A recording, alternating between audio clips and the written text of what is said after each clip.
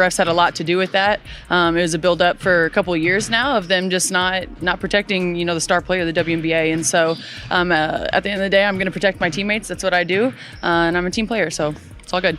The revolution isn't just coming, it's here, and Sophie Cunningham is leading the charge. The roar for justice on behalf of Caitlin Clark has reached a fever pitch, and now the truly unthinkable is unfolding. Direct legal action against the very referees who have systematically failed to protect the WNBA's undisputed biggest star. What we're witnessing is no longer just a basketball game, it's a full-blown integrity meltdown that has finally pushed someone to declare, enough is enough. We will take all media questions today, but we're just supposed to read from a script, and that's exactly what I'm going to do here. On behalf of my teammates and every member of our union, I want to be very clear that we remain committed to negotiating the next CBA with the league and the teams in good faith and privately, but we do want to set the record straight, not for the headlines, but for the fans who support us and deserve transparency. What's at stake? This is a defining moment in the WNBA. As the league grows, it's time for the CBA that reflects our true value. We are fighting for a fair share of business that we built because it is a business. We are fighting for anything. We are not fighting for anything that's unreasonable. In a move that sent shockwaves blasting through the entire sports world, Sophie Cunningham has reportedly taken the unprecedented step of suing WNBA referees. Why? For their relentless, consistent, and frankly criminal failure to protect Caitlin Clark from outright targeted harassment. This isn't about a bad call in one game or a single dirty play. This is about a disturbing, systematic pattern of negligence that has deliberately put the league's most valuable asset in harm's way, while officials seemingly turn a blind eye to the most obvious and dangerous targeting. All right, enough is enough. At some point, the line gets crossed too often where something needs to be done and things need to be corrected. And that is certainly the case with the way things around Caitlin Clark are officiated. This is a constant problem now. It is something that since the beginning, I've kind of backed off on, because physical play is a part of sports. Going after a superstar and trying to rough them up a little bit to get in their head is a part of sports. But when it crosses the line, the referees need to do their jobs. They need to do their jobs, blow the whistle, and officiate properly. Hand out flagrants, kick people out of games, nip it in the... But if there was one moment, one incident that snapped everything into focus, it was that explosive Tuesday night clash against the Connecticut Sun. We all watched in disbelief as yet another chapter unfolded in the infuriating saga of Caitlin Clark being treated like a human punching bag, all while referees stood idly by, literally just watching the chaos. Clark got destroyed. Her girl Sophie came to her defense, and this was the most beast mode thing that I've seen a woman do in WNBA history. Now watch this, what they did to Caitlin Clark, and then we're gonna play the clip of Sophie Cunningham. Roll the clip. I mean, is that displacement? I think it is. Oh, and Marina Mabry's gonna get ejected. If the officials saw that, Marina Mabry is going to get ejected. Well, they're gonna go and look at it. Look at Mabry. She's got a scar on one side, scratch on one side of her face, a scratch on the other side. It's not from the game today. I asked her about it. She's always in the mix. There's a lot of contact here. JC Sheldon outright poked Clark in the eye. Then, as Clark was still reeling from that injury, Marina Mabry shoved her hard to the ground. And somehow, in a mind-boggling display of officiating incompetence, the referees slapped Clark with a technical foul for unsportsmanlike conduct. Let that absolute absurdity sink in for a moment. The victim of multiple assaults gets penalized, while her attackers just stroll away with barely a slap on the wrist. You cannot make this stuff up. It's a technical foul after getting poked in the eye and then shoved to the floor, and Marina Mabry doesn't even get thrown out of the game. It's basically open season on Caitlin Clark, and the special whistle that she supposedly gets goes in the other direction. Flagrantly so. They gotta put it to an end. I mean, she's the most valuable player in the league in the most literal sense. And somehow she gets the opposite of superstar treatment. And that's what you saw with the Connecticut Sun and Indiana Fever. The Fever won the game. Of course they won the game. Of course they won the game. But this time, something fundamental shifted. This time, Caitlin Clark had a legitimate enforcer on her side, someone willing to risk absolutely everything to protect her teammate. Sophie Cunningham, having endured this infuriating pattern game after game, finally hit her breaking point. With a mere 46 seconds left on the clock, when Sheldon stole the ball and headed for what should have been an easy layup, Cunningham delivered a message so powerful it echoed far beyond the confines of the arena. Ain't really tapped in. Cause Sophie Cunningham been crashed out. She been popping it like overly. They been saying she wasn't all the air, and I knew this. Y'all. I ain't gonna lie. Y'all lucky she wasn't in the game when it happened. Y'all lucky she wasn't in the game, cause Marina Mabry would have got the pause for real. I ain't gonna lie. The girl, I don't even know the little girl that got in the clinch. I ain't gonna lie. She did her dirty. I was just waiting for the knees. I was waiting for the high knees. Cause they said she was a black belt. I didn't know she was a black belt, but I knew she was a popper. I knew she was with all the smoke. She ain't never dunking no smoke ever. What unfolded next was completely unprecedented in WNBA history. In just 24 hours, Sophie Cunningham's TikTok following exploded from less than 400,000 to over 1.2 million, and her Instagram surged by more than 700,000. Fans weren't just offering support, they were celebrating her, dubbing her the Enforcer, and completely buying out her jerseys until there were literally none left. This wasn't just some viral moment, it was a profound cultural turning point, laying bare how desperately fans craved anyone to finally stand up for Caitlin Clark. And when Sophie Cunningham finally faced the media, her words sliced through the usual diplomatic fluff that follows these incidents like a hot knife through butter. Are we even surprised about this? Sophie Cunningham's jersey sales just passed Caitlin Clark's after she goes viral overnight for protecting Caitlin Clark in a game where she got fined $400, which Caitlin Clark apparently is paying for. But yeah, we found our new queen at Indiana.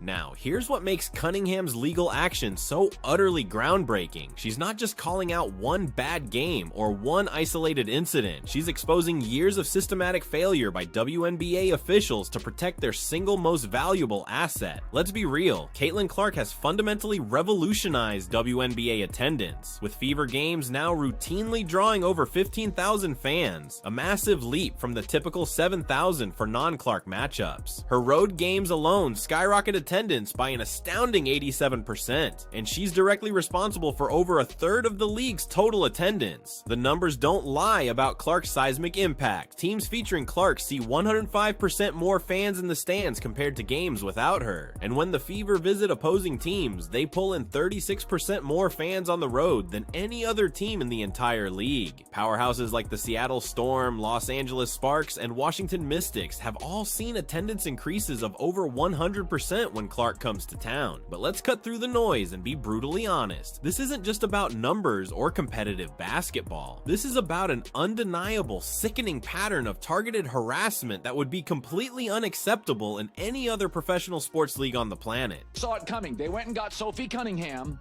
6-year-old black belt. This is what the Bulls did with Charles Oakley to protect Michael Jordan. Watch the retaliation later by Sophie Cunningham. And again, this is inappropriate, right? No, it's what happens in basketball. The fan reaction to Cunningham's courageous stand has been nothing short of explosive, with a unified cry demanding serious consequences for WNBA referees and their systematic failure to protect Clark. Fans are simply fed up with empty promises and hollow diplomatic statements. They want heads to roll, they demand accountability, and they are seeking true justice for the player who frankly has single-handedly rescued their league from the brink of irrelevance. What's truly damning is how quickly fans rallied around Cunningham. Within mere hours of her defensive action, social media was flooded with support, hailing her as a hero and urging more players to follow her example. Hashtag movement supporting Cunningham have garnered hundreds of thousands of participants, all united in their demand for the WNBA to finally fix its glaring referee problem. Cunningham's bold defense of Clark, a sentiment echoed by legends like Chris Evert, who called Clark the best thing to happen to women's basketball, culminated directly in this game-changing lawsuit against the WNBA refs. WNBA refs are the worst. They really are the worst in the WNBA. Some of these women's refs, I don't know if you feel this way, Angel, but they have a long way to go.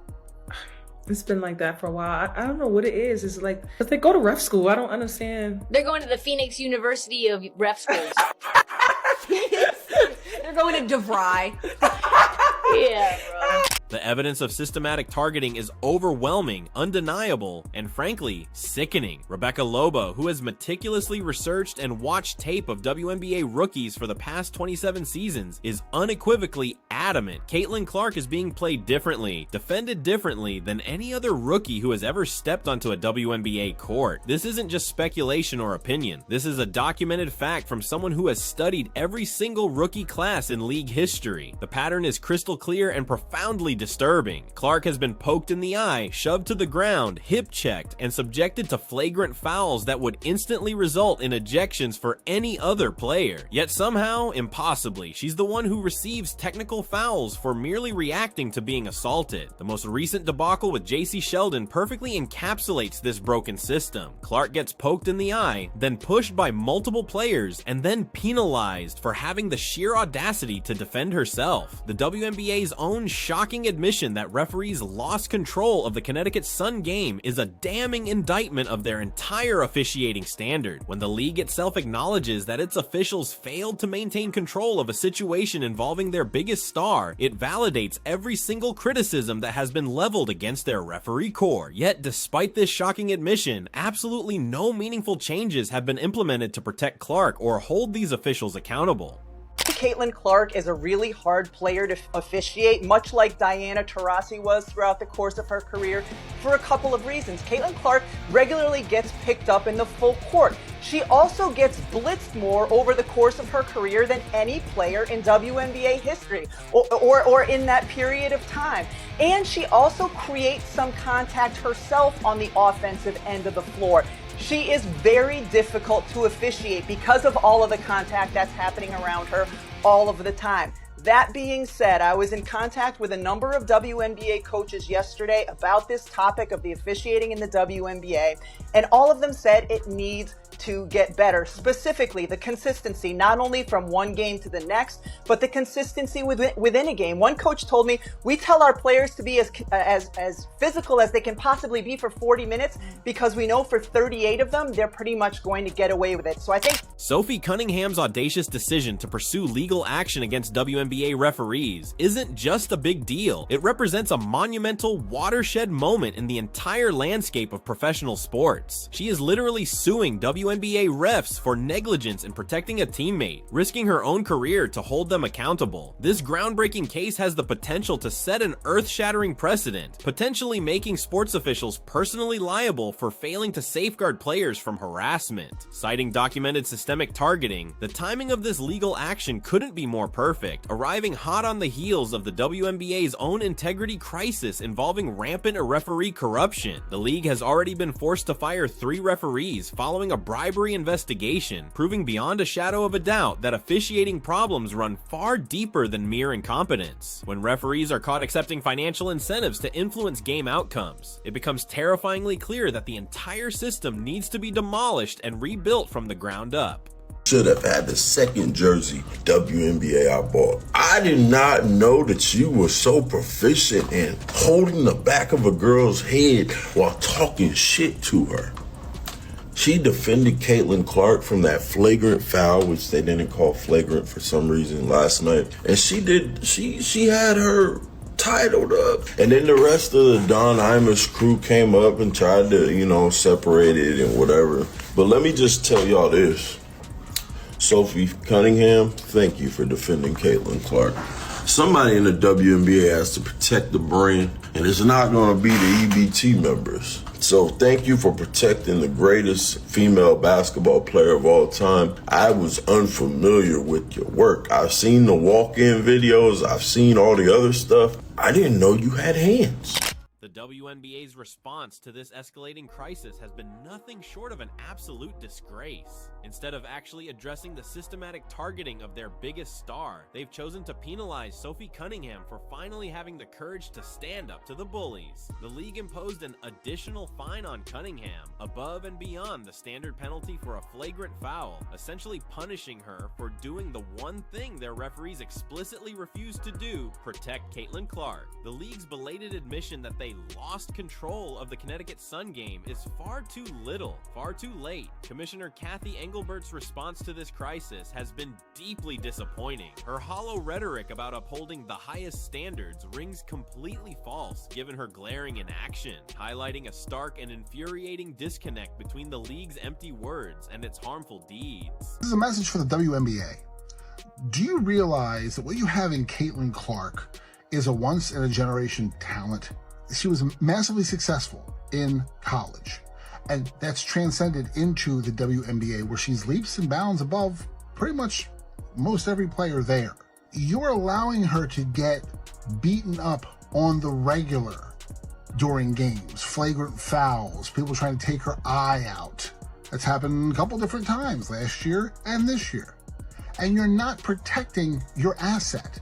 And let's be real for a moment about the sheer unadulterated stupidity of the WNBA's approach from a purely business perspective. Caitlin Clark has single-handedly generated more interest, attendance, and cold hard cash for women's basketball than any player in the history of the sport. She boosts WNBA road game attendance by an incredible 87% and accounts for over 1/3 of the entire season's total attendance. Her 13 games alone have drawn a staggering 203,099 fans, nearly half the 4,105,203 fans from the other 53 non-Clark games, unequivocally demonstrating her monumental impact on viewership and ticket sales. When you have a player who can single-handedly transform your league's fortunes, you don't stand by and allow her to be systematically abused by jealous competitors and incompetent officials. No, you protect her, you promote her, and you build your entire multi-million-dollar organization around her success. It's basic business 101.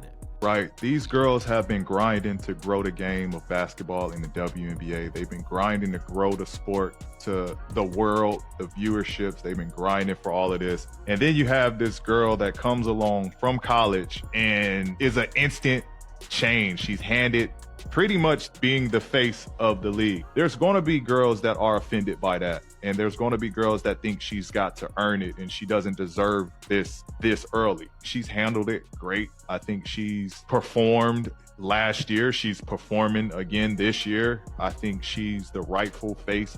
The undeniable groundswell of support for Sophie Cunningham's legal action has ripped open the lid, revealing just how deep the frustration runs among WNBA fans. Petition campaigns demanding referee accountability have already garnered hundreds of thousands of signatures, with fans no longer willing to accept the pathetic status quo.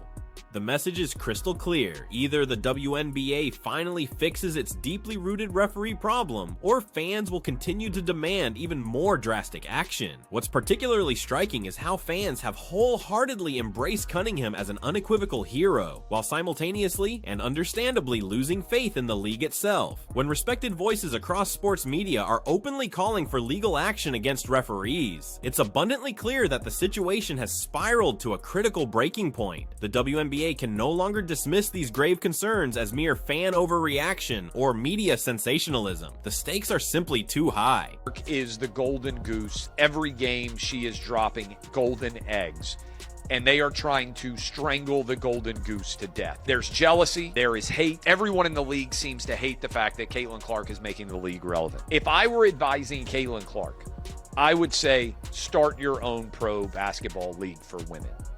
I don't know why she benefits from the WNBA at all.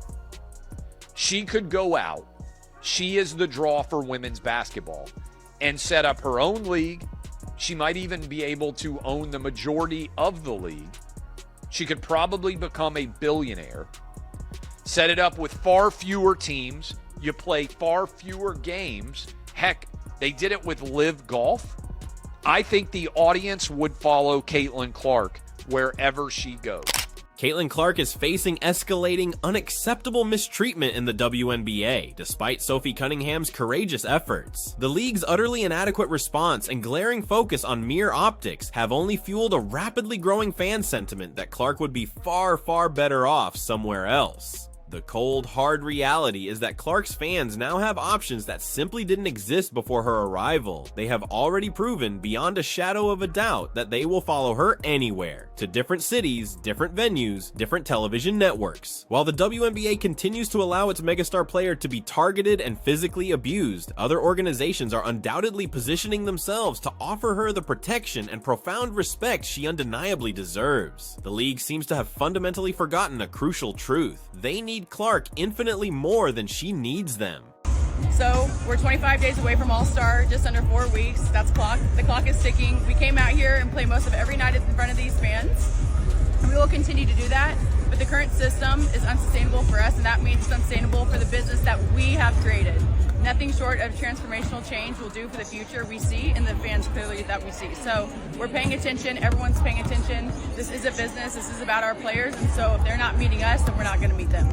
Sophie Cunningham has delivered a seismic wake-up call to the WNBA, one that can no longer be ignored or swept under the rug. Her legal action represents far more than just one player standing up for her teammate. It signifies a fundamental, earth-shattering challenge to the league's demonstrably broken system of accountability. When players are willing to risk their entire careers to protect each other from systematic abuse, it is abundantly clear that the current system has failed catastrophically. The fan response to Cunningham's stand has been nothing short of overwhelming, with supporters demanding that the WNBA finally decisively address its referee problem or face increasingly dire consequences. The choice is stark and simple. They can continue to find players who protect their teammates while completely ignoring the systematic targeting of their biggest star, or they can finally implement the necessary changes that everyone, from fans to players to commentators, knows are long overdue. The decision is theirs, but the painful consequences of continued inaction are becoming clearer and more damaging with every passing day.